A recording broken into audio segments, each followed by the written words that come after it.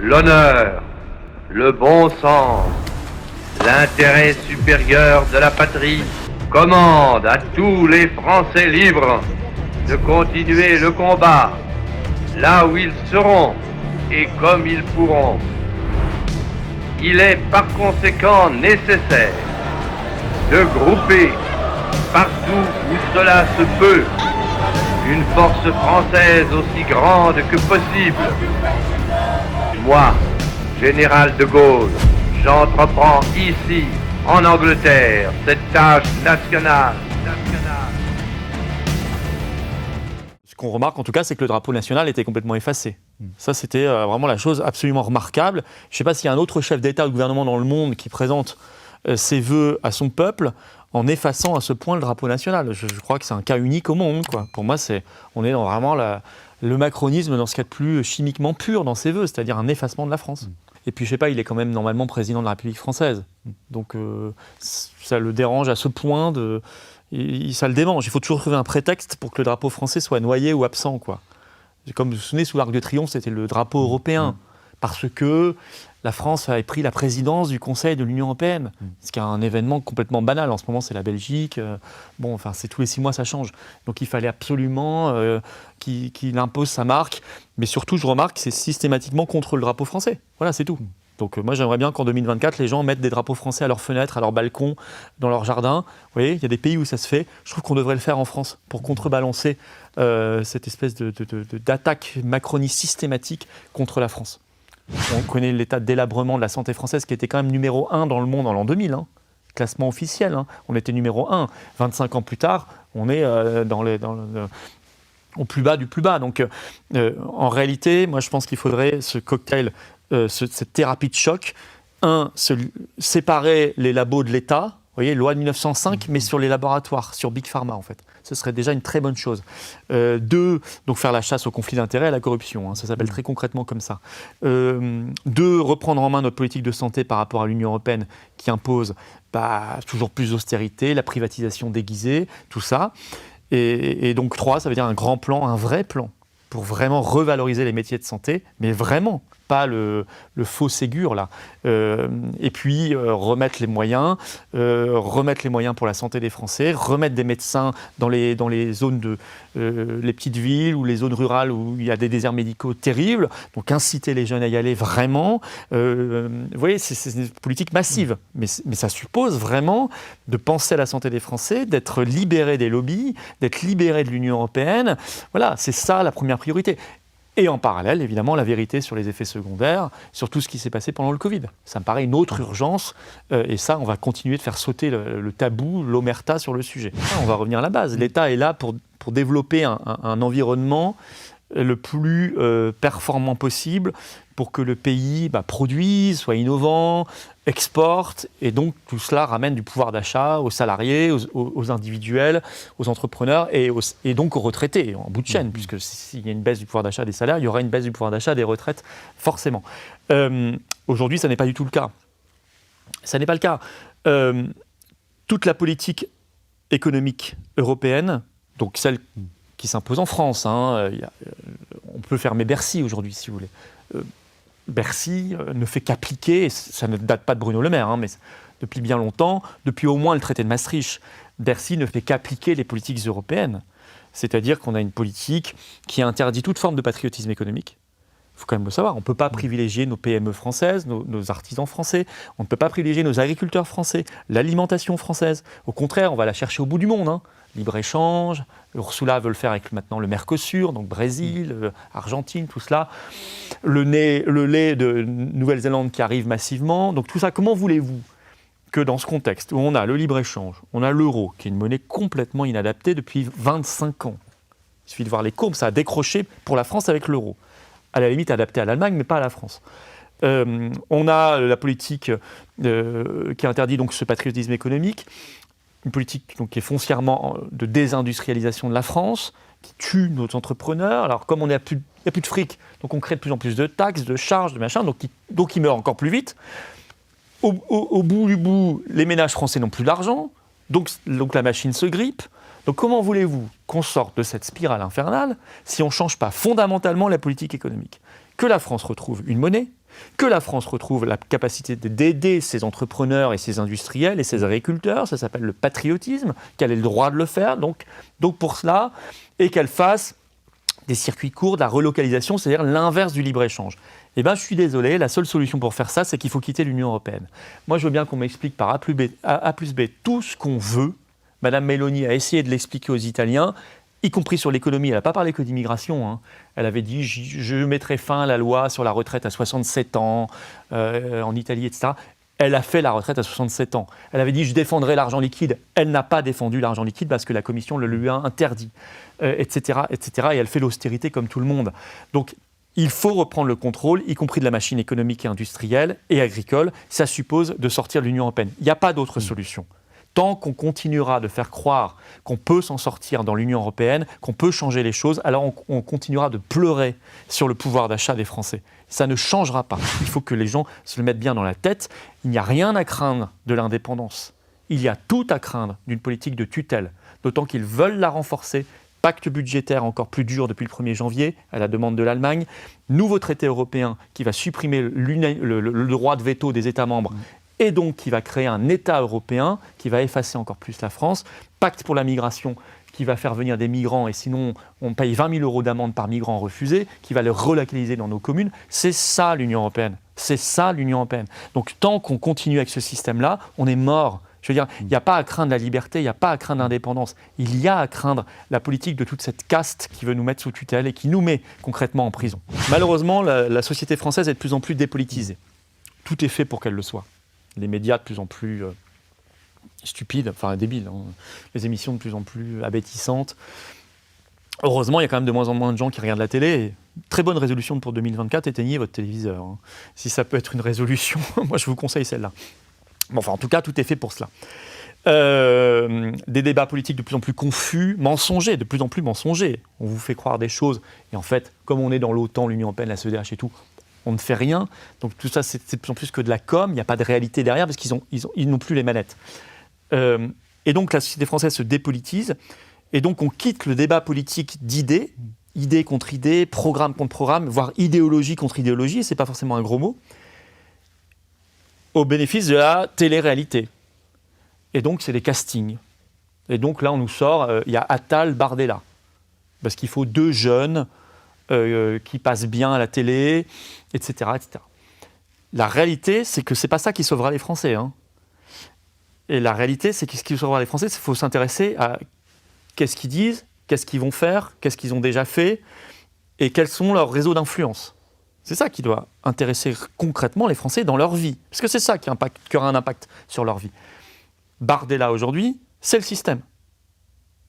C'est même encore plus que Marine Le Pen. Il pousse encore plus loin. Il veut rester dans l'Union européenne, mais vraiment à fond. Hein. Enfin, je veux dire, il a même, dans un communiqué que vous retrouverez il y a quelques semaines, il a même dit qu'il faut obtenir la réforme du marché européen de l'électricité. Comme l'avait promis le président Macron. C'est ce qu'il écrit dans son communiqué. C'est-à-dire qu'il ne veut même plus sortir du simple marché européen d'électricité. Vous voyez, donc, même une sous-dépendance de l'Union européenne, il ne veut même pas la quitter. Ils veulent rester dans Schengen, ils veulent rester dans l'euro, ils veulent rester dans la CEDH, ils veulent rester dans l'OTAN, ils veulent rester dans l'OMS, etc., qui est pourtant aujourd'hui un truc complètement dominé par Bill Gates et l'industrie pharmaceutique. Donc, vous êtes à la fin dans le système. On ne les a pas entendus pendant le Covid. On les a très peu entendus pendant la réforme des retraites, très très peu. Sur la loi immigration, ils l'ont votée, alors qu'ils savent très bien qu'elle va être laminée par le Conseil constitutionnel et le droit européen, et que la seule chose qu'il en restera, c'est le doublement des régularisations de clandestins. Ça va rester, il n'y a pas de problème. Mais donc ils ont voté ça. Ils ont laissé passer le règlement européen de censure de M. Breton, le DSA, au Parlement européen. Ils se sont juste abstenus, donc ils l'ont laissé passer. Pourquoi ne pas voter contre ? Tous leurs eurodéputés, hein. Ils sont tous abstenus. Et ils ont laissé passer aussi par une abstention ce qu'on appelle la facilité pour l'Ukraine au Parlement européen, c'est-à-dire 50 milliards d'euros d'aide pour l'Ukraine de Zelensky, donc 10 milliards payés par la seule France, plus perspective d'adhésion, c'est écrit dedans, à l'Union européenne, ce qui est une folie totale, qui mettrait à terre notre agriculture notamment. Donc si vous voulez, c'est le système aujourd'hui. Sur la Russie, l'OTAN, ils disent la même chose que Macron, et Biden et compagnie. Sur le Proche-Orient, Ils sont encore plus que Macron à fond, sans aucune retenue sur ce qui se passe réellement pour les civils, les enfants. Rien à faire, on y va à fond. Genre Bush Junior quoi, sur l'Irak en 2003, néoconservateur, faucon. Donc c'est le système, vraiment c'est le système. Donc c'est normal que le système médiatique ait envie de promouvoir Gabriel ou Jordan. Vous envoyez un SMS 1 pour Gabriel, 2 pour Jordan. C'est normal, puisque c'est la même télé-réalité. À la fin, c'est la même soupe. Vous savez, c'est Philippe Séguin qui disait « Aujourd'hui, la droite et la gauche sont deux détaillants qui se fournissent chez le même grossiste. » Et il disait « Le grossiste, c'est l'Union européenne. » Messieurs Attal et Bardella, ce sont deux détaillants qui se fournissent chez le même grossiste, qui est le mondialisme. Ou l'euromondialisme, c'est évident. Donc c'est pour ça que vous aurez une promotion énorme, comme Macron avait eu une promotion énorme en 2015, 2016, 2017 dans les médias. Voilà, c'est tout. Soit vous tombez encore une fois dans le panneau, soit, et je crois qu'il y a de moins en moins de Français qui tombent dans le panneau, parce que les événements durs qu'on a vécus ces dernières années, le Covid, les guerres, les crises autour de l'énergie, d'Ursula, etc., ont ouvert les yeux de plein de monde.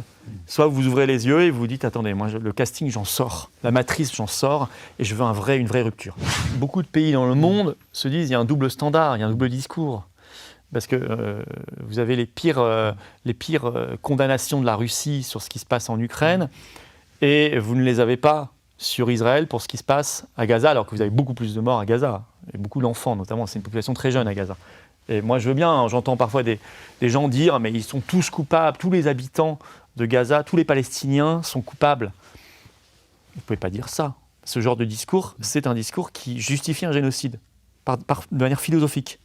Donc, et je ne vois pas en quoi un enfant de 5 ans est coupable, ou alors vous naissez coupable. Et à ce moment-là, c'est quand même très problématique. Et en fait, là, donc le monde des BRICS, l'autre monde, mais qui est largement majoritaire aujourd'hui, hein, et même maintenant en termes économiques, hein, pas que démographiques maintenant, aussi en termes économiques, et de plus en plus en termes géostratégiques, voit ce double discours. Il y a eu le 7 octobre, l'horreur, bien sûr. Est-ce que, comme le disait De Villepin, la légitime défense justifie la vengeance indiscriminée ? Non. Moi, je pense comme lui que non, ça ne justifie pas. Moi, je reste gaulliste là-dessus. Je pense que la France devrait se faire entendre beaucoup plus fort, défendre les deux États, défendre la sécurité des États et l'existence des deux États, et arrêter et demander de manière très claire un cessez-le-feu. Parce que de toute façon, il y a trop de morts, et que de toute façon, ça ne sert à rien.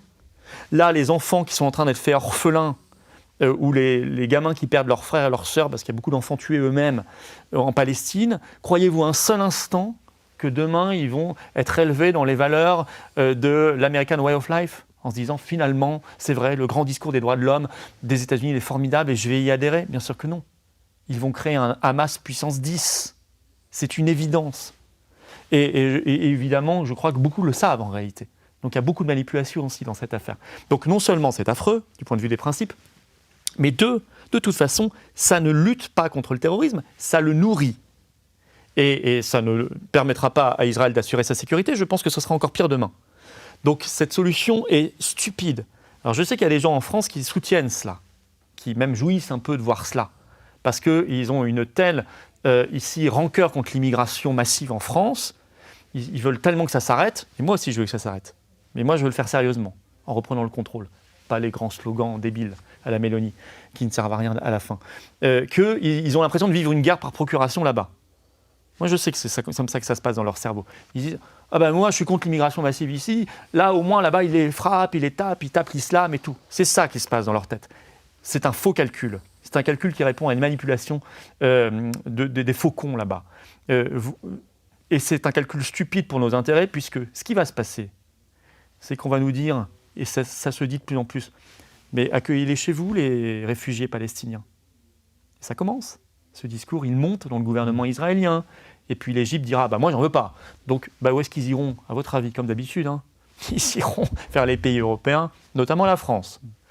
Et donc tous ceux qui ici soutiennent à fond, sans retenue, tout ce qui se passe là-bas, sans réflexion en réalité, parce qu'ils sont contre l'immigration ici, ou contre l'islamisme ici, à la fin, ils auront justifié l'injustifiable et ils auront plus d'immigration ici et plus d'islamisme. C'est un très mauvais calcul, à tout point de vue.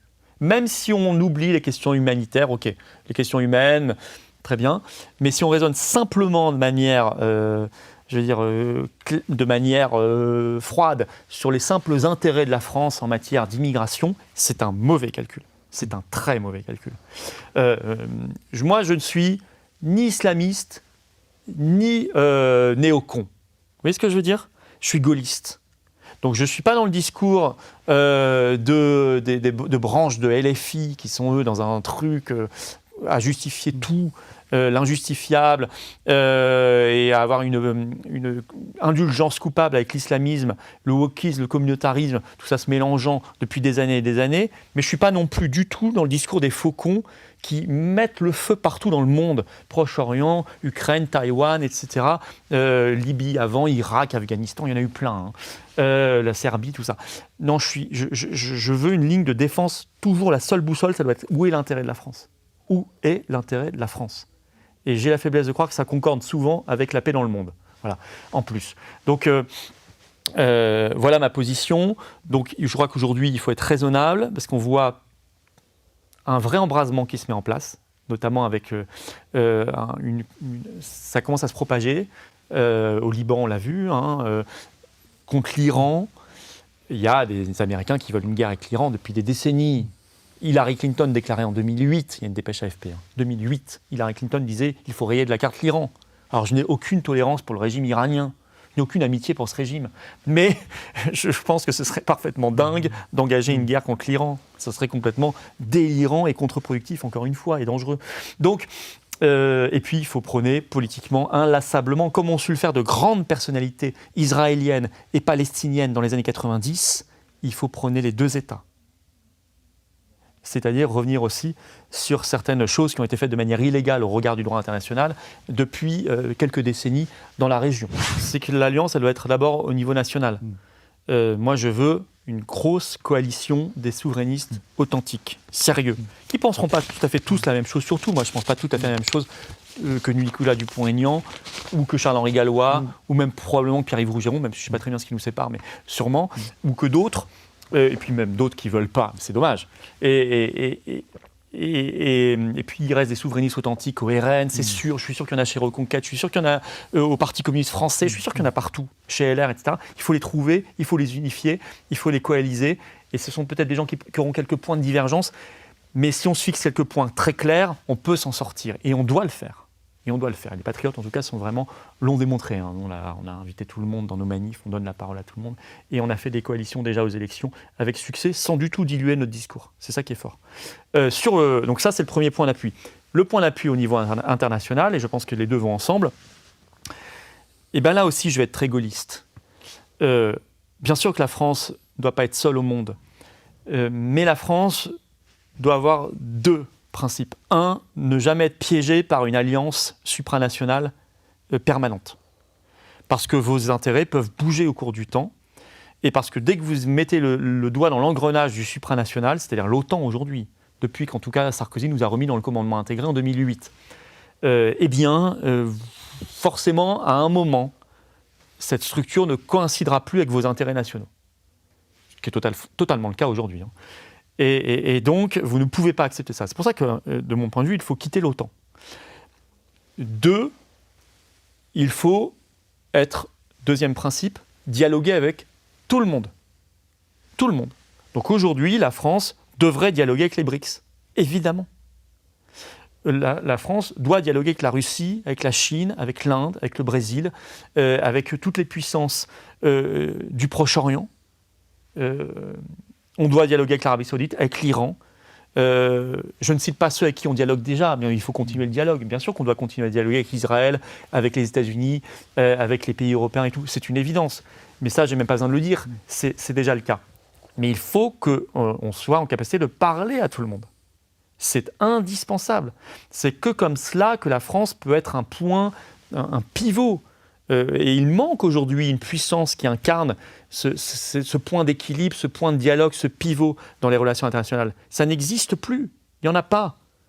On a voulu créer deux blocs antagonistes sans puissance qui puisse parler entre les deux, comme la France le faisait d'ailleurs pendant la guerre froide. Et ça a sûrement servi à éviter le pire plusieurs fois. comme la France a continué d'ailleurs de le faire, même après De Gaulle, de façon moins éclatante, mais il y avait encore cette volonté, par exemple, de parler à Israël et au monde arabe. C'était la fameuse politique arabe de la France, tout en étant également en capacité parfaite de parler à Israël. Donc vous voyez, ce n'était pas antagoniste. Et c'était bien qu'il y ait cette puissance. Comme en 2003. Heureusement qu'il y a eu la France pour dire non à la guerre d'Irak.